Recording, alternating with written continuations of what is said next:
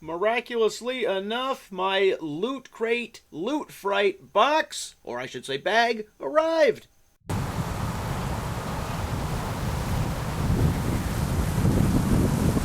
Hi everybody, Beanmeister22 here. Yes, I made some videos about this. Yes, I told you my Loot Fright package or box or crate was canceled for some strange unknown reason. That's what the website said. Well, it arrived now, several months after making the order. If you remember, I ordered this back in March, and now it's pretty much the end of June, and it arrived. Yeah, and boy am I excited about the crap that came in it. And really quick, if you remember, I stumbled upon an item on eBay. It was the spaceship Rocinante from the TV show The Expanse, a TV show I like. And then when I got it, it said Loot Crate exclusive. So apparently Loot Crate creates their own stuff. It's licensed, they get permission to do it, they got a factory somewhere in China they work with, and they make clearly low quality crap to put in their monthly subscription. I don't want to say boxes because it's a bag. What you see here cost me $34.99 and approximately $7 or $8 shipping, so more than $40 for this. And the most interesting thing in it is a plush tardigrade, you know, a water bear, the microscopic little animal-looking things that they say can live anywhere from the surface of the moon to space to, everywhere. You need some fancy electron microscope to see them. Anywho's, now I have a stuffed plush one. The top of it is kind of a fake vinyl-y stuff. Yeah, it looks cool with a rainbow reflection off it, but it's not cuddly at all. The bottom part is soft. His claws are goofy looking. And sadly, this is the best thing that came in this fairly expensive subscription bag. And that's too bad, because you could say the most practical thing is this leeches bag, for use in treating blood illnesses and to balance the humors. I don't even know what that means. It's essentially an old-timey ad for using leeches.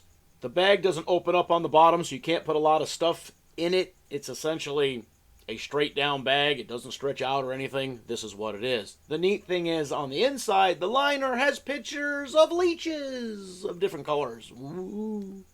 And as you can see here, it's really the most practical thing because it is a bag, but it doesn't really hold very much. It's quirky. The picture's okay. I kind of enjoy that. But you're not going to put much in it. It's essentially useless. Now, if you're a figure collector, an action figure or a minifigure collector, the third item in this subscription box bag is a Toonie Terrors Vampira, made in China. And then on the back, it says 2025 Vampira Coffin Holdings, LLC, all rights reserved. Ages 17 and up. It's a choking hazard. Don't stick it down your throat. And it says Loot Crate Edition. As figures like this go, the face is pretty detailed. The hands are really goofy, claw looking. I think they're supposed to be that way, with really long fingernails. And the dress is kind of sparkly. One of the problems with this is it does not come in a hard plastic container. It's really just the formed plastic piece slid inside of a Ziploc bag, so it won't stand up on your shelf unless you take it out of the packaging. But I really don't think it matters because, much like a book club edition book, a figurine that comes from a subscription service like Loot Crate isn't going to have the same value as one released directly from the company that makes these figurines and figures.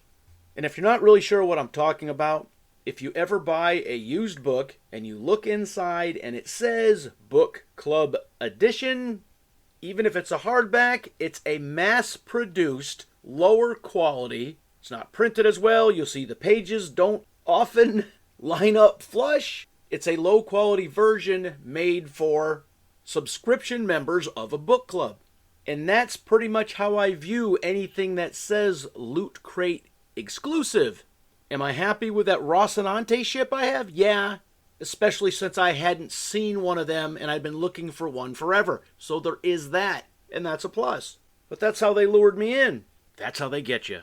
Because that one item, which I purchased used on eBay, still in the package, for well under $20. I don't remember the exact price anymore. I could look it up, but it really doesn't matter. That less than $20 item, which I think is cool, lured me into spending $265.43 on a bunch of junk I don't want. And really, I misspoke there because it's not a bunch of junk. It's just 3 items in each package. If you remember the Comic-Con boxes, you had 2 or 3 really neat things in there, and then a bunch of weird, cheap stuff. So you might get 10, 12, 13 different little things there. Most of it would be junk. Oh, this is neat, this is neat, this is neat. Wow, this is really cool. And in fact, if you remember from one of those videos I made a long time ago, we got a Comic-Con box exclusive bonus in there, and it was an autographed picture of the Green Power Ranger, Jason David Frank. Of course, this was prior to him croaking. Depending how much of a fan you are of a certain actor or famous person, their death might make their signature worth more, but not always. For example, in the case of Tom Petty, after he died, his signature was actually selling for less than when he was active. Because although Tom Petty is probably one of the greatest guitarists there ever were, after famous people die, with few exceptions, they tend to fade from the popular consciousness. People, Tom Petty, who's Tom Petty? Oh, you mean that guy? So yeah, the Comic-Con box is really cool. These are really junk. And as I mentioned in a previous video, some of the kids of my friends and coworkers now have some new stuff, and hopefully they will find it more interesting, entertaining, and valuable than I do. Alright, leave your comments in the comment section. As always, thanks for watching.